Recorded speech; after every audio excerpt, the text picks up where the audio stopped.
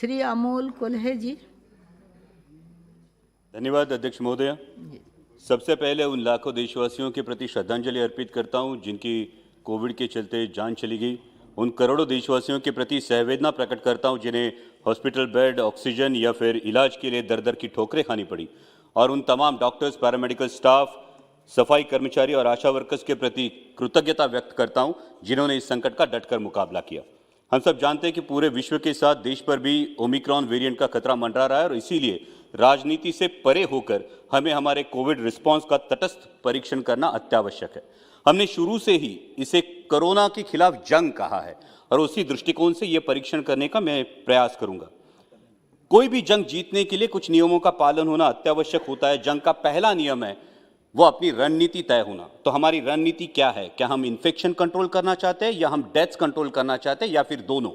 क्योंकि किसी भी पैंडेमिक में इन्फेक्शन कंट्रोल करना मुश्किल होता है और शुरुआती जो कदम उठाए जाते हैं उस पर यह बात बड़े पैमाने पर निर्भर होती है। और इसीलिए इंटरनेशनल फ्लाइट्स पर रोक, विदेश से आने वाले यात्रियों की स्क्रीनिंग के साथ ही जरूरी है कि जो कोविड पॉजिटिव पाए गए हैं उनका जीनोम सीक्वेंसिंग किया जाए। और डेथ कंट्रोल करने के लिए अर्ली डायग्नोसिस और प्रॉम्प्ट ट्रीटमेंट जरूरी है, जिसके लिए ब्लॉक या तहसील लेवल तक आरटी-पीसीआर की लैब की सुविधा और टर्शरी केयर सिस्टम होना जरूरी है। जंग का दूसरा नियम होता है सेनापति का डटकर मैदान में खड़ा रहना।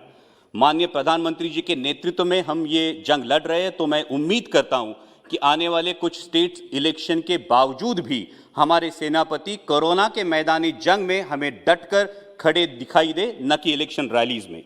जंग का तीसरा नियम होता है a leader should lead by his own example. जब माननीय प्रधानमंत्री जी 17 अप्रैल को पश्चिम बंगाल में एक चुनावी रैली को संबोधित कर रहे थे, अध्यक्ष महोदय, उस दिन अपने देश में 2,61,000 केसेस पाए गए थे और माननीय प्रधानमंत्री जी की मौजूदगी में सोशल डिस्टेंसिंग और कोविड अप्रोप्रिएट बिहेवियर के धज्जियां उड़ते हुए पूरा देश टेलीविजन के माध्यम से देख रहा था। हमें सावधानी बरतनी होगी कि यह आलम दोहराया ना जाए। जंग का चौथा नियम होता है हर घटक की जिम्मेदारी तय होना। Health is a state subject कह के केंद्र सरकार अपना पल्ला नहीं झाड़ सकती, क्योंकि केंद्र सरकार ह्यूमन रिसोर्स और टेक्निकल एक्सपर्टीज के बारे में राज्यों से कई गुना ज्यादा सक्षम है। इसलिए आपसी समझदारी से आपसी जिम्मेदारी को तय करना होगा और उसी के साथ केंद्र की जितनी भी संस्था है, जैसे एम्स हो, एनसीडीएस हो, आईसीएमआर हो, हर इस संस्था की भूमिका और जिम्मेदारी तय हो। जंग का पांचवा नियम होता है आवश्यक आयुधों की उपलब्धता एवं तैयारी।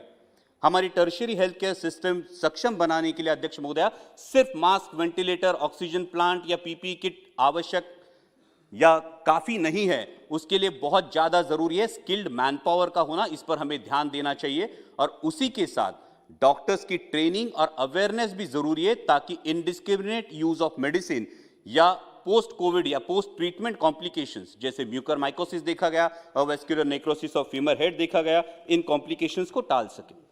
अब वैक्सीन की इंपॉर्टेंस हम भली भांति जान चुके हैं, लेकिन वैक्सीनेशन में जितनी देरी होगी, जितना विलंब होगा, उतना ही वायरस को म्यूटेशन करने का अवसर मिलेगा।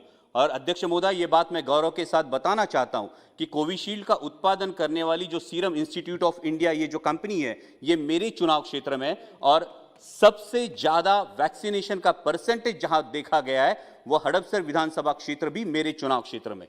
इसके बावजूद हम हमारे जगदम्ब प्रतिष्ठान के माध्यम से गवर्नमेंट की वैक्सीन छोड़कर भी 5 लाख नागरिकों का वैक्सीनेशन सीएसआर की मदद से हमारे चुनाव क्षेत्र में कर रहे हैं। लेकिन मैं आपके माध्यम से मंत्री जी से सवाल पूछना चाहूंगा कि इस वैक्सीनेशन के बारे में कुछ सवाल अभी भी जहन में है।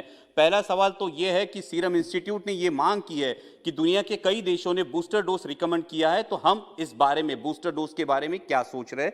दूसरी बात यह है कि कोविशील्ड लगने में जो अंतर है वो 84 डेज का अंतर है, क्या हम ये अंतर कम करके वैक्सीनेशन का दायरा बढ़ा सकते हैं।